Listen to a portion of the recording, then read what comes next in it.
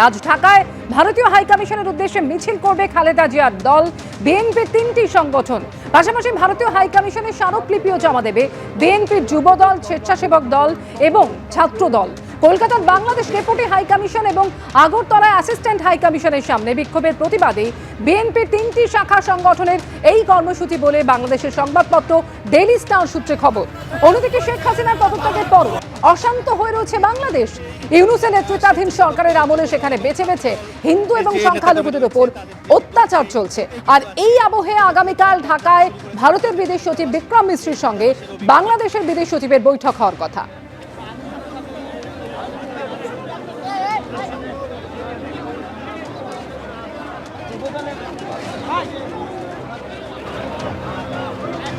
সামনে নারী নেতৃবৃন্দরা রয়েছেন এবং পিছনে যুবদল, স্বেচ্ছাসেবক দল, ছাত্র দলের নেতাকর্মীরা কিন্তু পদযাত্রা ইতিমধ্যে শুরু করে দিয়েছেন। দর্শক, আমরা দেখতে পাচ্ছি ইতিমধ্যেই স্বেচ্ছাসেবক দল, যুব দল এবং ছাত্র দল এই যে নেতাকর্মী রয়েছে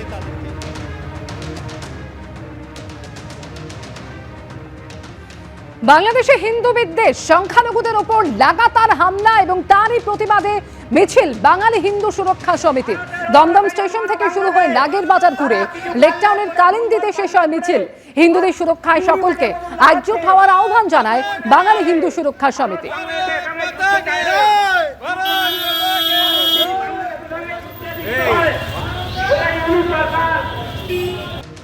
ডিপ্লোম্যাটিক লেভেলে যেটা হয় কি, সরকারি পর্যায়ে যখন কথাবার্তা হয় তখন নরমভাবেই বলতে হয়, তখন যে সরকারের যে ভিউ সেটা জানাতে হয়।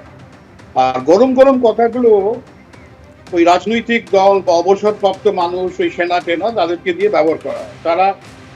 তারা বাজার গরম করে, একটা চাপ সৃষ্টি করে এবং হচ্ছে যে মানুষকে যাতে করে টেনে আনা যায়, সেটা রাজনৈতিক উদ্দেশ্য আছে, আপনারা জানেন।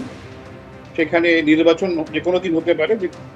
সুতরাং সেই জায়গায় দাঁড়িয়ে যারা আসছে, আজকে যে বিএনপি যে ছাত্র শাখা বা ওদের যে সমস্ত স্বেচ্ছাসেবী দলফল আছে, তারা চারিদিকে ভিড় করছে। উদ্দেশ্য হচ্ছে আজ ভারতের বিরুদ্ধে যা খুশি বলা, যেগুলো সরকারি পর্যায়ে বলা যাবে, এগুলো হচ্ছে পার্ট অফ এ ডিপ্লোমেসি।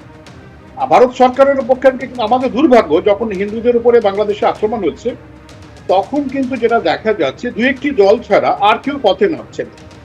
তার ফলে ওরা কিন্তু সুযোগ পেয়ে যাচ্ছে যে দেখো, ভারতবর্ষের মানুষ যদি ডিভাইডেড হিন্দুদের উপরে এই আক্রমণের ব্যাপারে, এটা কিন্তু ওদের একটা মনোবল বাড়িয়ে দিচ্ছে। কিন্তু যাই হোক, খেয়াল রাখতে হবে, আমরা বাংলাদেশের সঙ্গে সমস্যাটা সমাধান করতে চাই দ্বিপাক্ষিক পর্যায়ে। এটাই হচ্ছে আমাদের হিস্টোরিক্যাল স্ট্যান্ড। আমরা কোনো আন্তর্জাতিক সংগঠনের কাছে যেতে চাই না, অন্য দেশের কাছে যেতে চাই না, জাতিসংঘে আমরা যাইনি, হয়তো যাবও না। কেননা আমরা মনে করি পাকিস্তানের সঙ্গেও বাংলাদেশের সঙ্গেও যে আমাদের সম্পর্কে যে নানান ধরনের চ্যালেঞ্জগুলো আসে, সেগুলো আমরা আলাপ আলোচনার মধ্য দিয়ে মেটাবো।